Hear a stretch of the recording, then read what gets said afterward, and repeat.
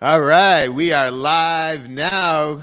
Good day, everyone. Happy Friday. Welcome to another incredible episode of the Gale Show.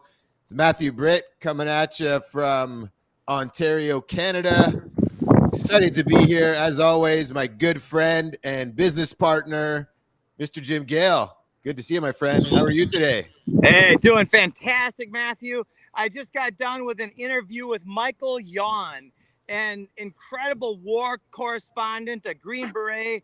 He and Doc Chambers, another Green Beret, are here right now, and we're learning a lot about the Four Horsemen and the famine that is approaching. And also, the most important part is that there's solutions, and that's what we're talking about. And that's why I'm very excited for our guest today, because he helps people tell stories, and I want to make sure I can tell this story of how we change the world, how we incentivize and inspire and empower people to live free.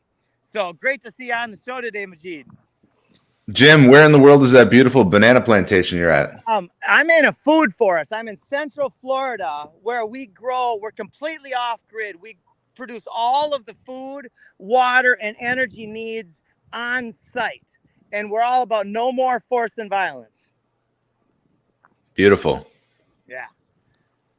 Yeah, so welcome to the show, Majeed. Magic. Thank you, Matthew. So good to have see you here, buddy. Really honored that you were able to join us today, coming off a big event that you just ran in Ottawa.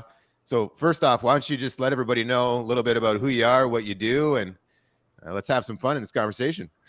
Sure. Well, Matthew, as you know, I've been a professional speaker for over 15 years. And what that means is I get on stages and I tell stories in ways that are impactful, that help people learn something and take action.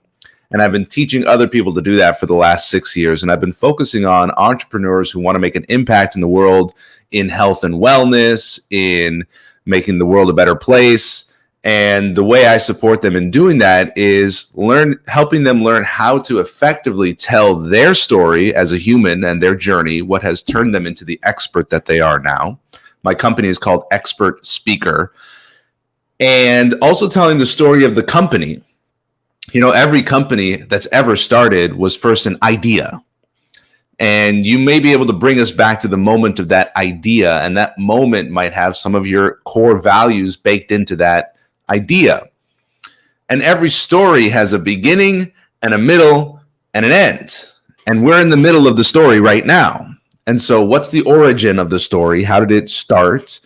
Where are we now in the story, and where are things going? And as visionary entrepreneurs, you gentlemen are seeing beyond the horizon for so many of us. So many of us, we're just right here living our lives. You guys are seeing what's coming, and we're looking to you as experts and visionaries to tell the story of what happens next. And the way you communicate a story like that is you say things like, we're creating a world where food is a human right that you can create on your own and you don't need to be dependent on corporations and governments. Or we're building a world where food is full of nutrients and nourishments like our grandparents used to have. And so having that vision of what's coming next, you're telling the story of that we're all in the middle of. There's a beginning and a middle and an end. So that's what I do is I help people tell their stories in a way that inspire people to take action that ends up growing businesses and starting movements. So let's discuss your beginning, because I love where you're headed with this. How did you get to be where we're at today? Well, I always loved performance, loved getting people to laugh and clap as a kid, got into speech and theater. And then I had this boring, soul-sucking sales job selling IT stuff to the government of Canada. And my favorite part was giving a speech to the whole company. And I was like, gosh, I really love doing this. And I started to learn the business of how do you get paid speaking engagements. And I discovered that there are professional speakers who get paid speaking engagements. And so I started getting these paid speaking engagements. But what I found was that I would end up getting a lot more business from the audience. Because the audience would come up to me and they would say, I want to hire you for consulting. I want to hire you for coaching. I want to hire you to lead a retreat. And so I realized that speaking was actually a really good marketing platform, not just a product to sell, like selling a speech for $1,000, but it's actually a great way to build your brand, gain awareness. And so I started helping companies who weren't using speaking as a marketing platform. They were, maybe using online ads or billboards or print advertisement. And I started to teach their founders how to give speeches. Now, a lot of founders, a lot of entrepreneurs, they want to teach, and just cram all this information into people's minds, but they're not tapping into their audience's heart. And how do you tap into the heart? Is you tell stories. So then I started teaching storytelling and strategically teaching storytelling in a way that's really designed for the ideal client to feel an emotional connection to the speaker so that they say, I want to do business with this person. I want to partner with this person. I want to go work for this company. And so that's what I help entrepreneurs and businesses do now, is create a public speaking strategy to help them achieve their goals. Wow. This is so profoundly valuable. So many things are going through my mind. One is that we've got a group, a network of incredibly inspired people around the world that know why they're doing what they're doing, but they might not be able to communicate the why and the how effectively. So this is so timely. Good, Jim. I'm here to help. Beautiful. Wow. So let's dig into some of the hows. So how do you go about helping somebody get from where they are to where they want to be? Well, first we take an inventory. Where are you now? And where do you want to be? Really?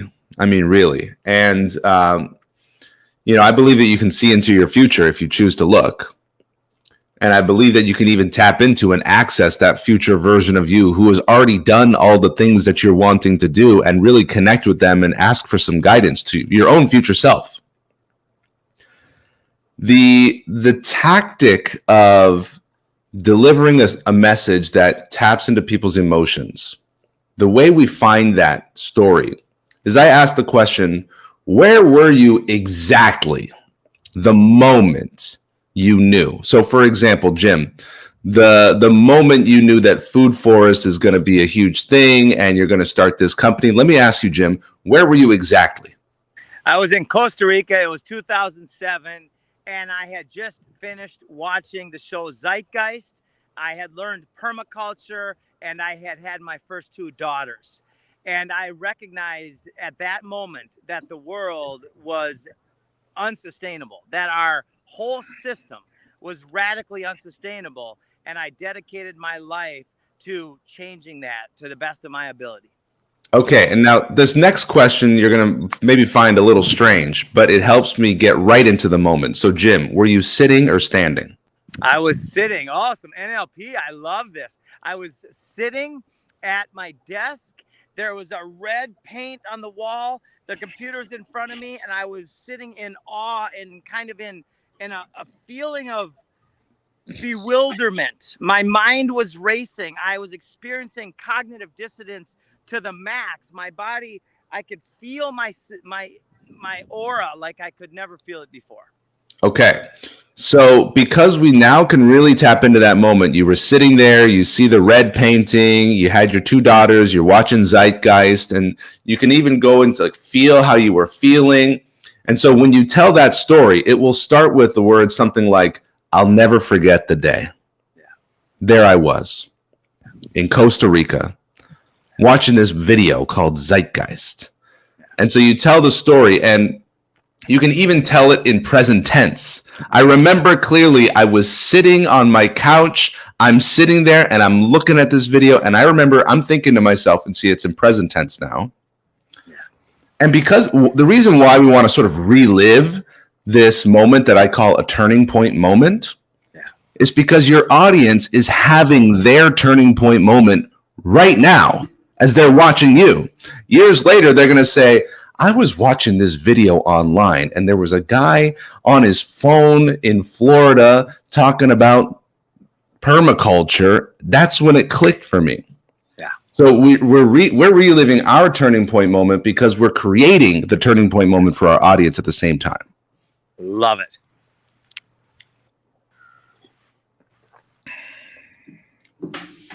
So the next framework I use a lot in my work is something I call Pain Island and Pleasure Island. And if we imagine these as two places, Pain Island is where our ideal client is stuck right now suffering. And Pleasure Island is where they want to be. So, for example, if Pain Island is they're eating crappy food, they're seeing the prices go up on the food, they're seeing the empty shelves and the broken supply chains, they see what's coming down the line with the government and corporations, and they're not having it. Pain Island. Pleasure Island, they're in control of their own food. They're having natural, high nutrition food. They have an abundance. They have a surplus. They have security. They feel safe with their family. They can provide for their family. So we look at these two states of our potential customers, and we show them how to get from Pain Island to Pleasure Island. That's how we're teaching them. We're showing them how to get from their struggle to their desired state. Our personal journey looks a lot like I used to live on Pain Island, and now I live in Pleasure Island, and I can show you how to make this transition yourself. I think Jim, you're breaking up a little bit, I think. Is it me breaking up, or is it Jim? No, I think it's Jim. He's out a little bit further away from. Is that disrupting you? Because I have my mic off. No, it's just you're breaking up your video. Okay, but I'm not talking, so I'll just keep my mic off, and I just got a call. I think that's why. Is it okay better now? Yep. Okay. Yep, we're good.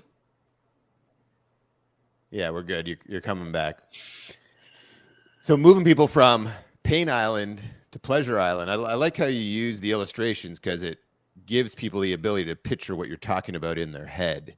And, the reality is we think in pictures. So being very good at using, the right descriptive words so you can help paint that picture for people as they're going through this transformational turning point and connecting. It's really powerful. And for yourself, what things did you do in specific to really start getting good at that?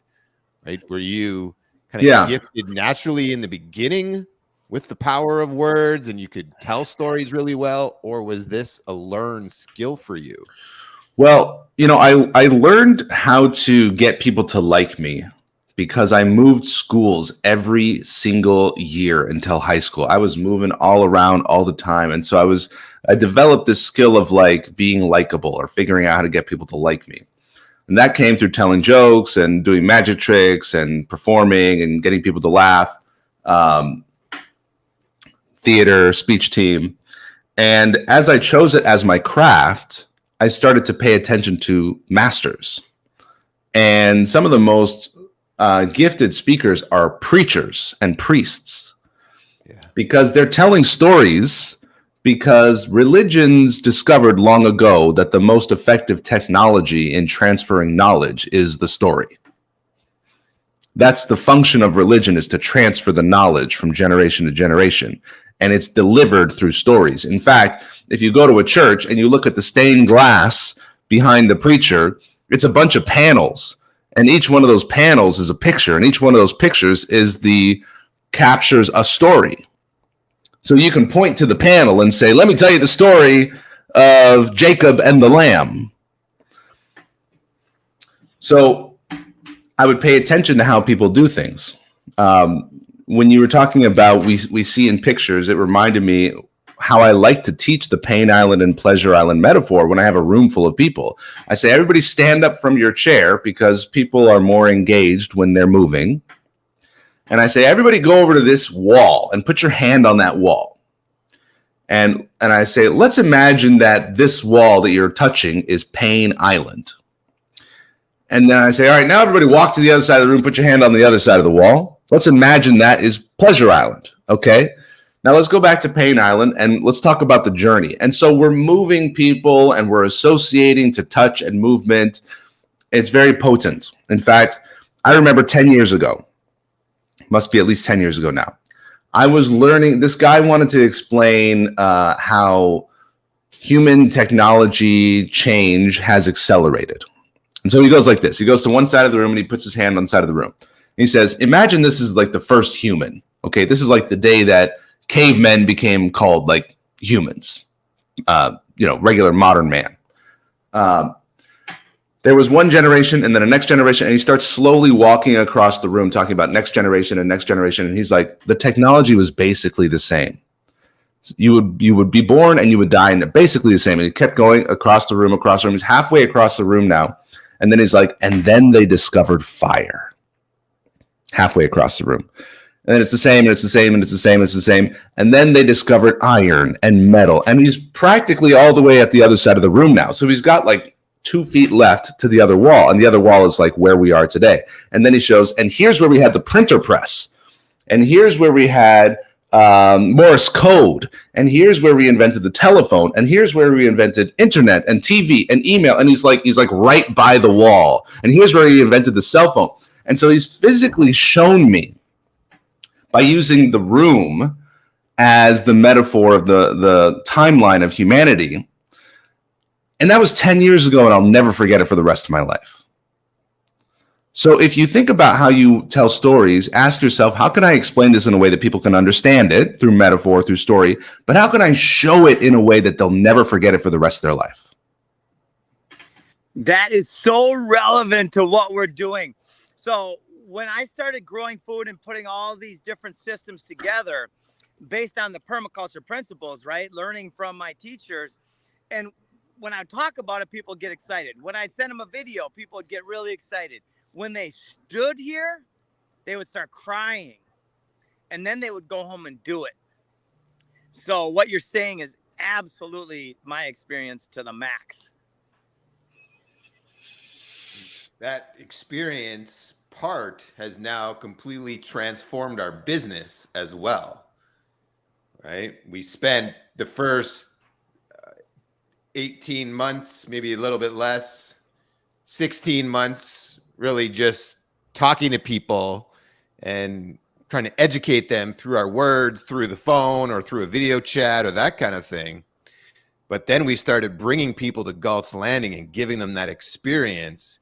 And once we realized how powerful that experience was, it made us add a whole new vertical or piece to our business, which we now call the Freedom Farm Academy. And that really, to us, is the next level of how we're going to expand this mission around the world of creating that world of abundant food that Majeed mentioned earlier.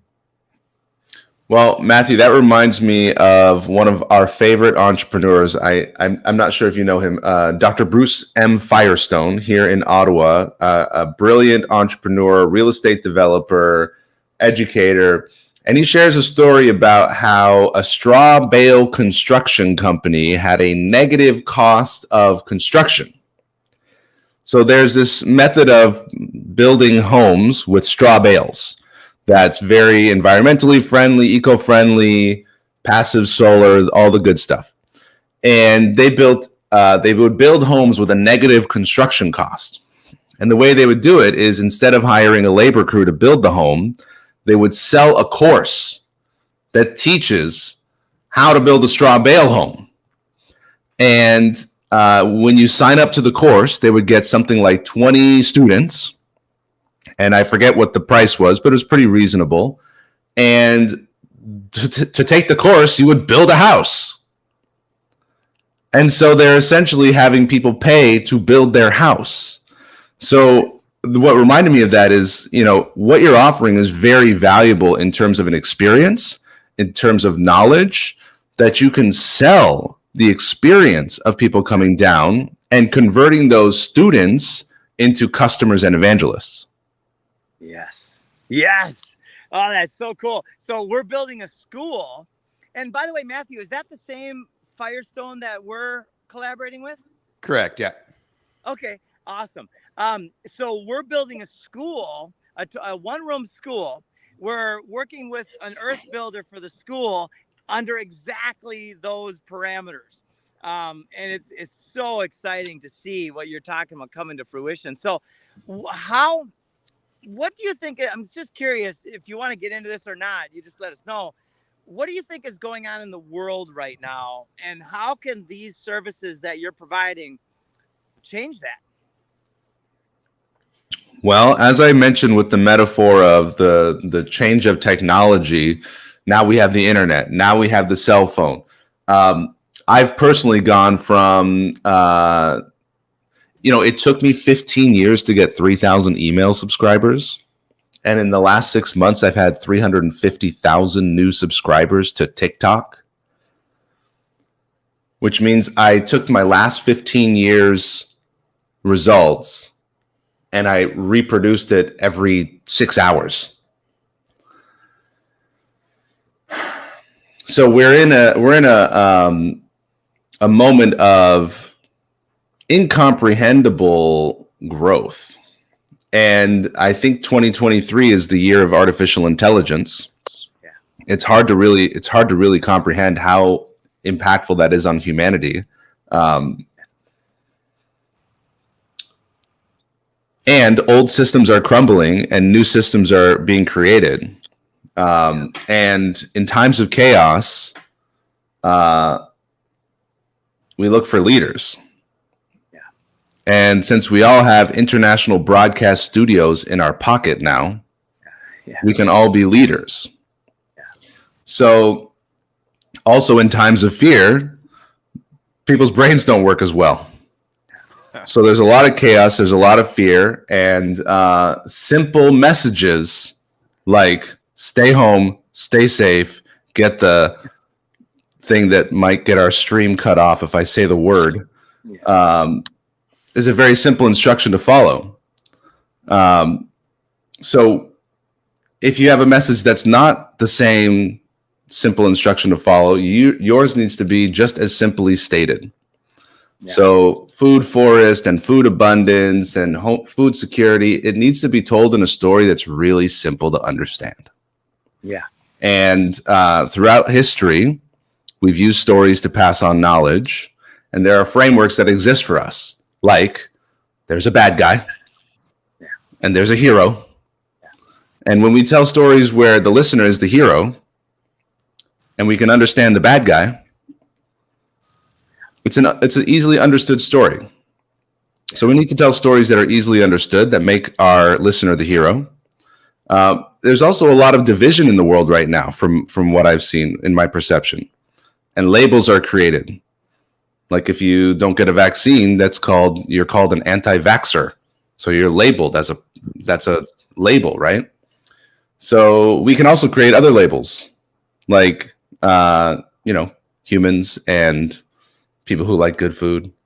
I identify with both of those labels as a human and a person who likes good food. Yeah.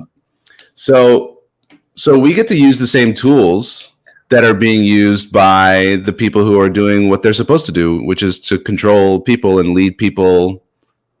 The government is, I don't think the government is designed to keep people safe. I think the government is optimized to control people. I think the same for religion. Religion is not designed to educate people. It's designed to control people. So the systems are doing exactly what they are designed to do. And the tools that they're using are working very well. Yeah. So we can use that as inspiration.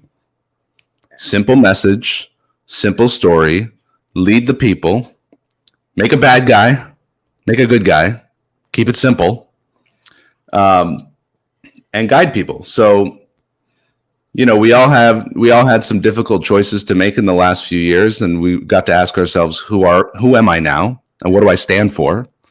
And the more clear you are on that, the easier it is to make decisions. Yeah. Because when you don't know who you are, you can't make decisions. So you follow other people. So it's a beautiful opportunity to lead right now. And starting with leading with what sort of stuff you put in your face, food, and what sort of stuff you put in your body, medicine, is good. And all leadership is first self-leadership. So instead of like trying to get other people to do stuff, which is a very exhausting thing, trying to get other people to do stuff, is you just lead yourself and you lead by example. Wow. Majeed, I didn't know you before 30 minutes ago. I now feel like I know you very well because we are very transparent. We wear ourselves on the front, right? It's so simple. What you're just describing is come back to center and serve and joy Scarcity and fear are unsustainable. And that's why so many people are suffering, but it's also why that suffering is the catalyst for awakening. Do you agree? Yeah. Yeah. Wow, man. Well, it's such a pleasure to chat with you. It's one of these days for me where I've got all of these globally known people here right now, and I recognize you as somebody that I very much want to collaborate with and want to find ways to spread your message and your incredibly valuable skill set. In fact, I'll say this right now: if anybody listening wants to learn how to be a better storyteller, which I think is one of the most important things we could ever learn in life, then please get a hold of Majeed, because he is a master at it. I absolutely know this from this short conversation. Thank you, Jim. Yeah, I concur. It's been something that I've watched Majeed really develop into, really flowing into himself as of, I would say, the last 5 years. I can see the biggest leap in his growth. The 15 years, as he's mentioned, that he's been working on this craft, but really over the last 5, as he's now taken his own practice and started teaching it, living it himself as he travels the world and spends time on stages, and then now taking all of that experience and bringing it home to working with people in both a one-on-one scenario, but now into groups. And just this past 3-4 days, well, I guess we're 4 days now because it kicked off Monday night. You ran an event here in Ontario near Ottawa, well, actually right in Ottawa. Yeah. And had hundreds of people coming and learning from you. What, for you at that event, did you see as far as like a new level up for yourself? You've done so much in such a short time, really, truthfully. And this has now been a next leap in your evolution. What things did you take away now that you're teaching others that's now making you better at what you're doing based on these past 4 days you just went through? Well, I designed this event to be a mastermind. And what that means is I'm very mindful of the people that I'm inviting into the space, for not just their ability to receive and implement, but also their ability to give in their generous spirit. And I facilitated that culture for 3 days, the culture of giving. Let's see how much you can. We don't need to focus on takeaways. How about we can focus on how much you can give in the room? And so I'm really proud of the network that I've been cultivating for over 15 years here in Ottawa. That's one of the things that I could see was that I've managed to attract some really powerful, really beautiful people. So it's not just the content. The food's important and the room is important and the music is important, but the people there and their intention in being there was really the biggest, what I'm most proud of. I think the journey of a business like mine starts with a really focused niche and a high price. So that way I could be profitable, serving a handful of people. And as my business has developed, I've been able to expand to a broader audience and offer lower price points. So that was reflected in, for the first time, I've only ever done events with like a pretty high ticket and a small group. And here I had a second tier ticket price and a much larger group. That's exactly how I envisioned my impact growing. And I also brought on this team, the Sergo Media team, who were really responsible for helping me grow from 0 to 350,000 followers in 6 months.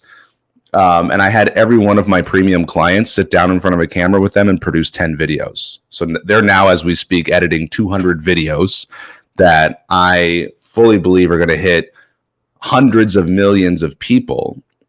And the impact that we can have with that is just crazy. While I'm here with you, fully present for an hour, there will be 100,000 people or more watching one of my videos in this hour, which is just mind-blowing. So the fact that we can be traveling across space and time on a speaking tour on other people's screens while we're present where we are is mind-blowing and an opportunity I don't want to miss. So we really brought that opportunity to the people this week too. Wow. Yeah, and that's such a powerful thing that you've been able to do, the cultivation of that network and what that means for impact and how you've taken that special attention, your ability to get people to like you very quickly. And then you've done a great job at actually turning those people who start to like you into a friend, a trusted friend, and then bringing them along on that journey with you by the way you host events for social life, the way you make people feel special when they attend those events, how you get them to engage while they're at those events, and ultimately create a memory, an experience that they feel, right? They can think about it and they feel how they felt that day or that night at the event. You've done a great job having them associate positive emotion to it and then getting them to talk about it so that the impact begins to grow. Based on what you're doing there, I can easily see how what you teach and what you implement can be of extreme value to our mission here at Food Forced Abundance and with the Freedom Farm Academy. So as Jim has already mentioned, I'm very excited to have you and him connected and to really get tied into the other groups that he is working with, because he's got some incredible people inside his team and network that have a powerful story and mission to share. And I think that this is going to be a way that we amplify this much greater than we anticipated prior to today. Well, thank you so much for seeing all that and acknowledging me. And I want to acknowledge you right back, Matthew Britt. When we met in 2008, you were already the billionaire mind.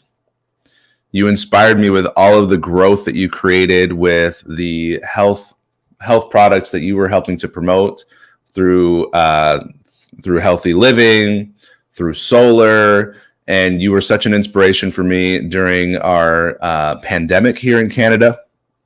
There's the solar, Jim showing off the solar. Yeah.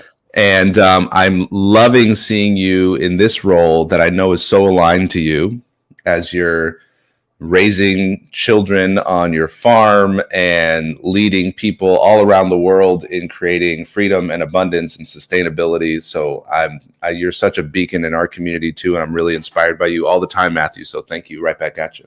Thanks, pal. I appreciate it. Awesome. Yeah. Majeed, you touched on something earlier that I want to put a little bit of a spotlight on. The more we serve, the better our lives are. And this idea that we live in a scarcity world, that's the fraud. That's the control mechanism. Fear and ignorance through this manipulation and coercion that somehow this is scarcity. With the more I give of myself to my friends and family and community and world, the more wonderful things happen to me. Do you agree? Yes. So it's selfishly serving, and to realize this, there's no reason not to serve other than ignorance.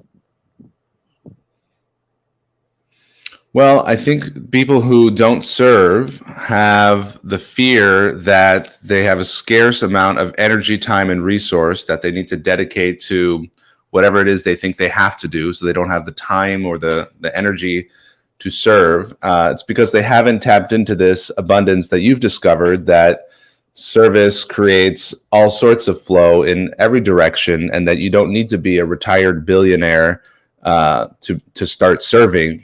You can start serving in very small ways, even as small as a smile when you're walking on the street, which is a rare thing to see in Ottawa. Isn't it? Yeah. Yeah. Yeah. It's such a funny city. Yeah. Yeah. Zig Ziglar, there's always that quote, right? You can get everything and you want if you just help enough people get what they want. And that's one of those things that's never left me. And it's always been, once I really understood it, I've now pursued that since the day I really got it. That's what I've been pursuing, and I'll pursue for the rest of my life. Jim Rohn talks about it in a different way. It's all about the more value you add to the marketplace, the more value comes back to you. And two extremely simple philosophies. And one that when people aren't feeling great about what's going on in their life, oftentimes they'll turn inward and isolate themselves, pull themselves back from others. And the stories that they have in their head perpetuate, and they start focusing more and more on them and their problems and their challenges, and they do it in isolation. And I used to teach when I was doing personal training, and even into my first year, years in network marketing, that the quickest way for you to feel better about yourself, if you're not, is to get out there and focus on other people's problems, right? If you want to be depressed, focus on your problems and your shit. If you want to get over that, go help other people with theirs. Get out there and do what you can to grab other people by the hand and show them that there's someone there for them, and also that someone cares and is there to help take them through to their other side, to their pleasure island. Yeah. And get focused on doing that with as many people as you possibly can, and watch how fast your problems seem to disappear. And it's such a profound thing. Yeah. I'm going to be sharing this video with my audience, and I would love to give you gentlemen an opportunity to just explain what food forest abundance is, where it came from, where it's going. That sounds awesome. Majeed, thank you. That's just amazing. So Victor Hugo said there's one thing stronger than all of the armies of the world, and that is an idea whose time has come. Napoleon Hill said, whatever the mind of man or woman can conceive and believe, it can achieve.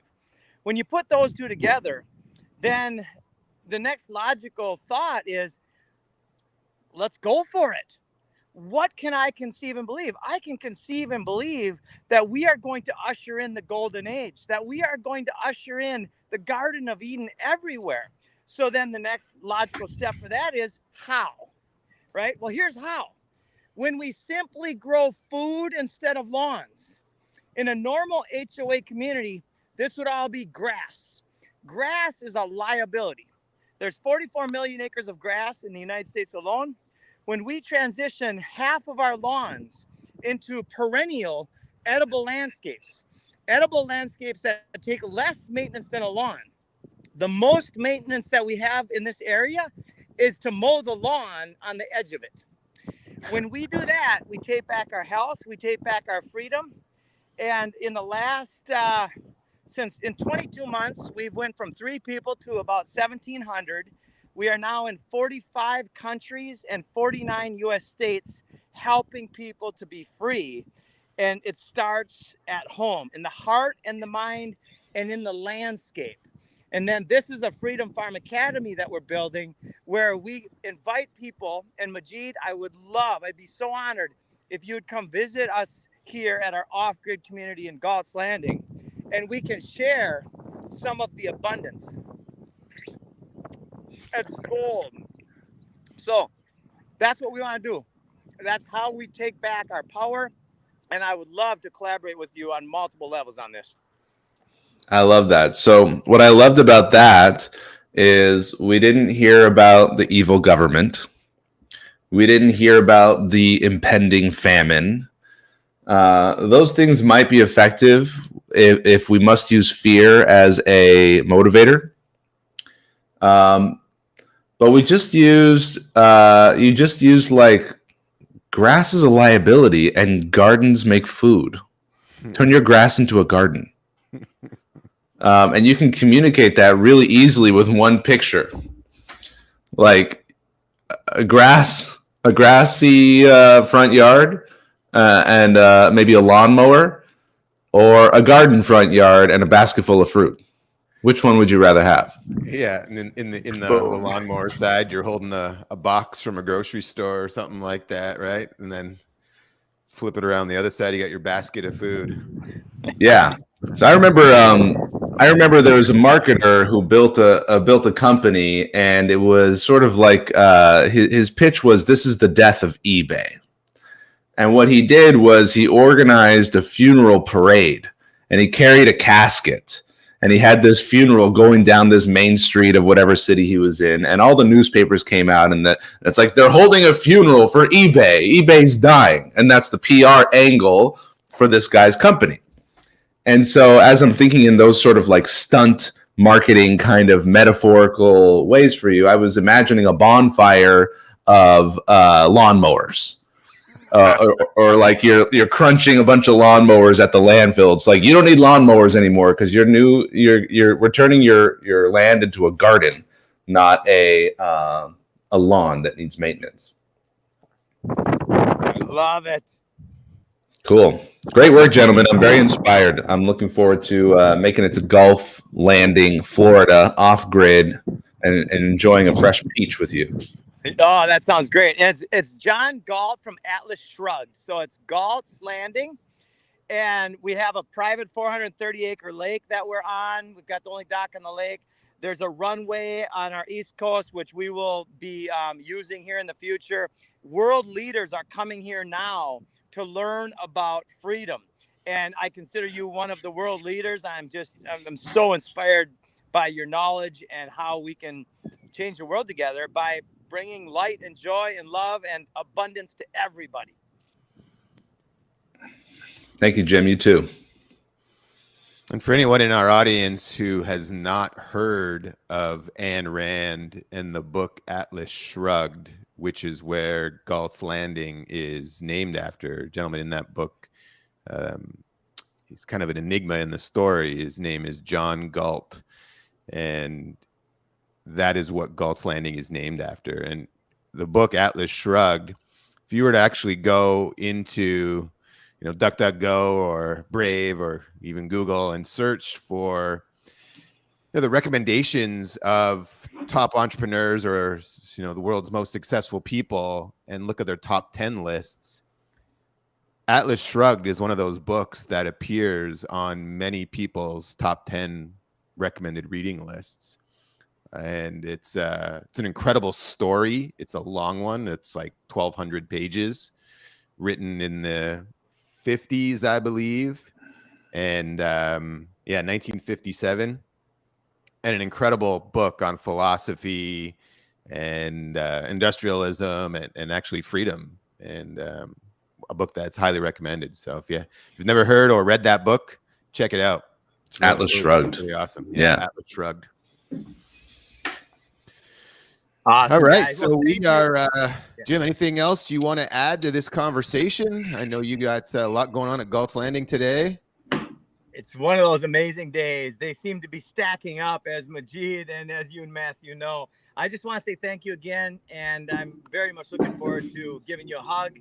And let's play. Awesome. Looking forward to it. Thank you, gentlemen. And Majeed, before we sign off today, just let everybody know again where they can find you, if you got any special things going on. Sure.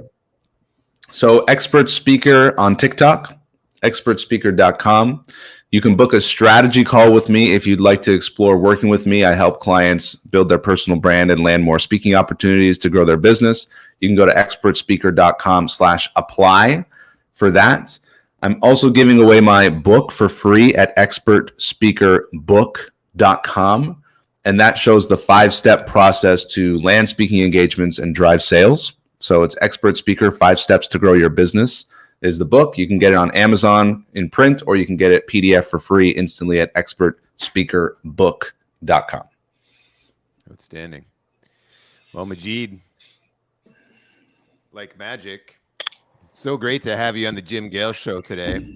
Thank you. I'm incredibly honored to be your friend, and thank you for everything that you do. I'm looking forward to deepening our collaboration here between us and Food Forest Abundance and Freedom Farm Academy, and taking teachings from you and applying those to us telling the story with our master storyteller and the guy that we're working on getting him on podcasts, multiple every day. We want to get him on stages all across the earth to continue to spread the message and tell the story of where we're headed by creating the world full of abundance.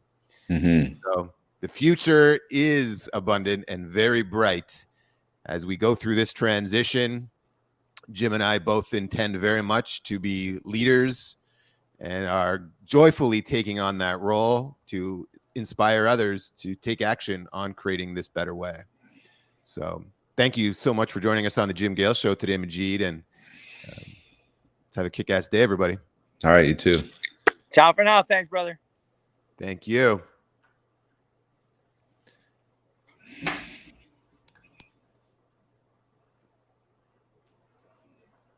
There we go.